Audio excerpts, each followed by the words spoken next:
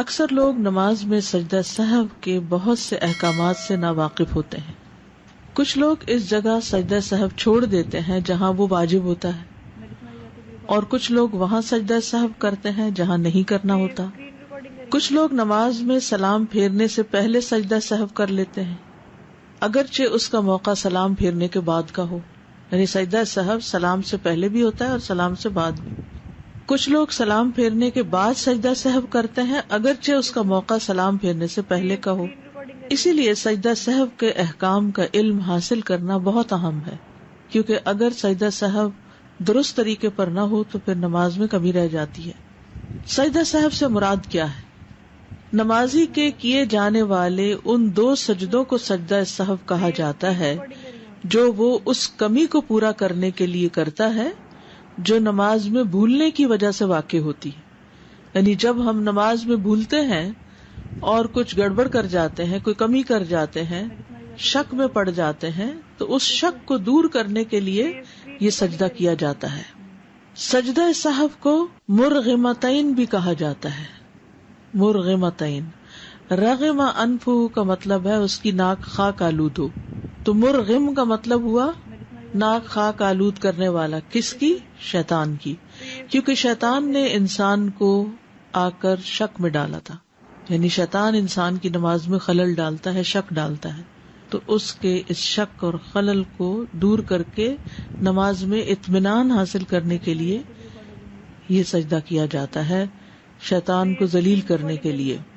ابن عباس رضی اللہ عنہما سے مروی ہے کہ نبی صلی اللہ علیہ وسلم نے سجدہ سہو کا نام مرغمتین، شیطان کو ذلیل و خوار کرنے والی 2 چیزیں رکھا ہے، کیونکہ 2 سجدے ہوتے ہیں نا.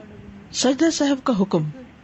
معاویہ بن ابی سفیان رضی اللہ عنہ سے مروی ہے کہ انہوں نے رسول اللہ صلی اللہ علیہ وسلم کو یہ فرماتے ہوئے سنا ہے کہ جو شخص اپنی نماز میں کچھ بھول جائے تو وہ بیٹھ کر سہو کے 2 سجدے کرے. یعنی اس کا حکم دیا گیا ہے، اور یہ مسند احمد کی روایت ہے.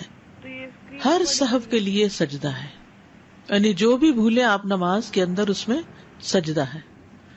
صوبان رضی اللہ عنہ سے مروی ہے کہ وہ نبی صلی اللہ علیہ وسلم سے روایت کرتے ہیں کہ آپ صلی اللہ علیہ وسلم نے فرمایا ہر طرح کے سہو کے لیے سلام پھیرنے کے بعد 2 ہی سجدے ہیں. یعنی اگر 3 دفعہ بھولے ہیں ایک نماز میں تو آخر میں بس 2 ہی سجدے کرنے ہوں گے. آپ کو شک پڑ گیا رکعت میں، پھر آپ کو شک پڑ گیا اس چیز میں کہ آپ نے پتہ نہیں 2 سجدے کیے کہ 3 کیے ہیں، تو ایسی صورت میں پھر 2 سجدے ہی آخر کے کافی. یہ اس بات کی دلیل ہے کہ سجدہ سہو کمی کو پورا کرنے کے لیے کیا جاتا ہے. اس میں اس بات کی دلیل بھی ہے کہ اگر نماز مکمل پڑھی گئی ہو تو یہ سجدے شیطان کو ذلیل کرنے کے لیے کیے جاتے ہیں، جیسا کہ وارد ہوا. یعنی صرف شک ہی ہوا، حالانکہ آپ کی ہر چیز بالکل ٹھیک تھی تو بھی ٹھیک ہے، آپ تسلی کے ساتھ سجدے کر لیں تاکہ آپ کے اندر کی خلش دور ہو جائے. لیکن اگر کمی کی گئی ہو تو یہ کمی پوری کرنے کے لیے کیے جاتے ہیں. لیکن سجدہ سہو صرف اس صورت میں ہوتا ہے جب نماز میں شک، زیادتی یا کمی کی وجہ سے ہو.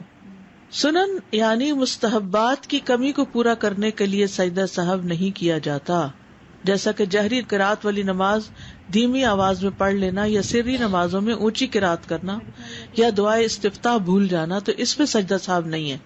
ٹھیک ہے، یعنی مستحبات جو ہے نماز کے، ان میں اگر کوئی کمی ہو جائے تو سجدہ سہو نہیں. مثلاً امام نے جہری نماز پڑھانی تھی تو وہ چپکے سے نماز پڑھا گیا، یہ کچھ حصہ. کئی دفعہ ایسا ہوتا ہے نا، آپ نے بھی کبھی جماعت کرائی ہوگی کہ آپ اپنی ہی سورت فاتحہ شروع کر دیتے ہیں اور پیچھے لوگ بھی کھڑے ہیں، تو اب آپ کو خیال آتا ہے کہ اوہ میں تو اونچا پڑھنا تھا، تو اب آپ کو جہاں ہی خیال آیا وہاں سے ہی آپ نے بلند آواز میں پڑھنا شروع کر دی.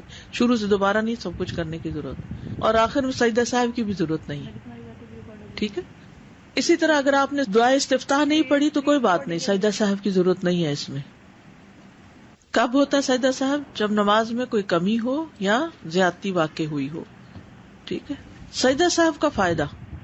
ابو سعید خدری سے روایت ہے، انہوں نے کہا کہ رسول اللہ صلی اللہ علیہ وسلم نے فرمایا ہے کہ جب تم میں سے کسی کو اپنی نماز میں شک ہو جائے اور معلوم نہ ہو کہ اس نے کتنی رکعات پڑھی ہیں، 3 یا 4، تو شک کو چھوڑ کر اور جتنی رکعات کا یقین ہو اس کے مطابق نماز پڑھے.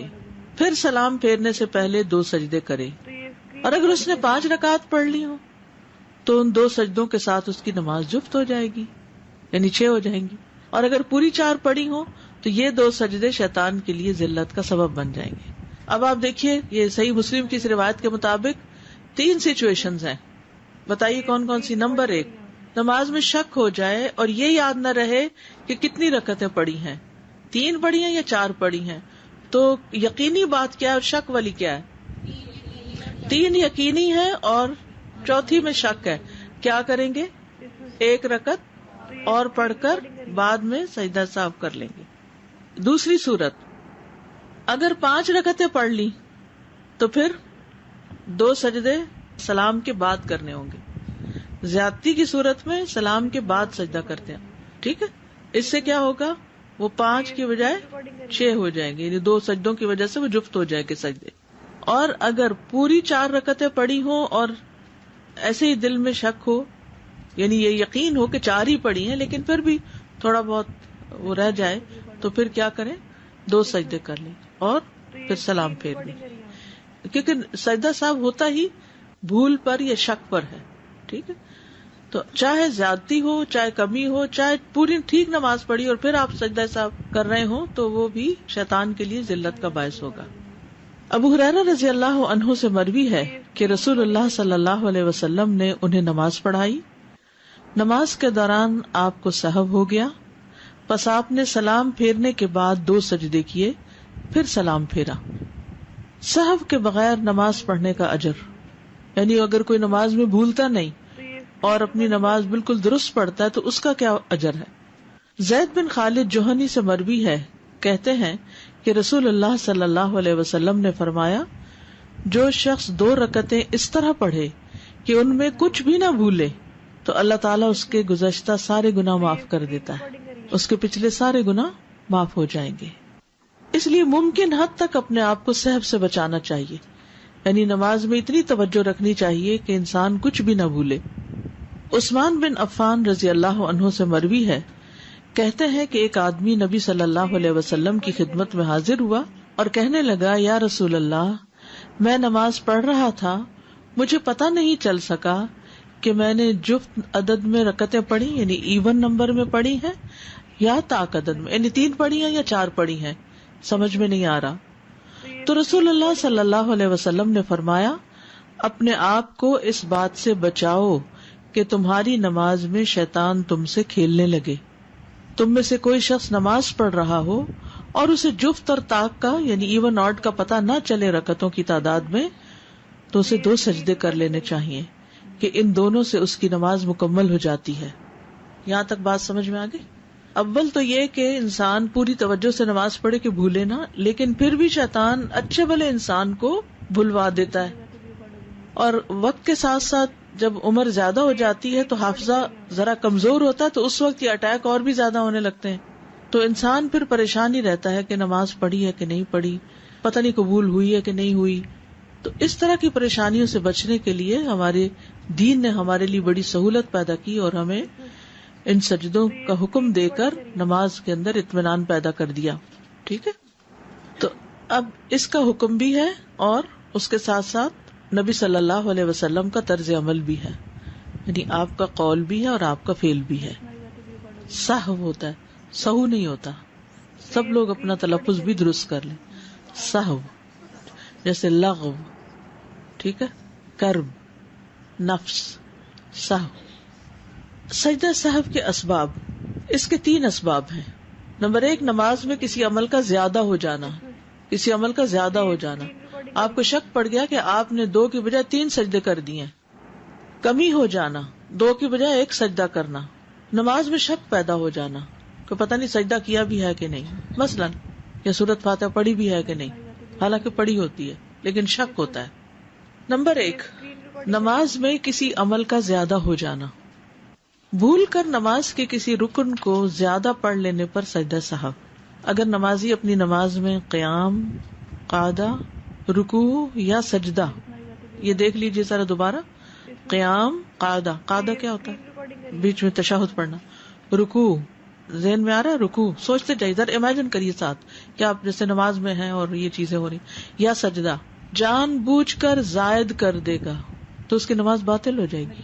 جان بوجھ کے اگر 2 کی بجائے 3 سجدے کیے یا 1 کی بجائے 2 رکوع کیے تو پھر کیا ہوگا؟ نماز باطل. لیکن اگر وہ بھول جائے اور اسے یاد نہ رہے کہ اس سے نماز میں زیادتی واقع ہو گئی ہے، یہاں تک کہ وہ اپنی نماز سے فارغ ہو چکا، اس وقت اس کو یاد آیا کہ اوہ میں نے تو 3 سجدے کر دیے تھے، اس صورت میں اسے صرف سجدہ سہو کرنا ہوگا اور اس کی نماز صحیح ہوگی. اتنی بات ابھی سمجھے، یہ والی بات سمجھ آ گئی؟ کیونکہ یہ ساری بلڈ اپ ہوگی، پھر جا کے پوری بات آپ کو سمجھ آئے گی. خلاصہ یہ ہے کہ نماز کا کوئی رکن جان بوجھ کے زیادہ پڑھنے سے کیا ہوگا؟ نماز باطل. اور اگر بھول کے زیادہ کر لیا تو سجدہ سہو کافی ہوگا.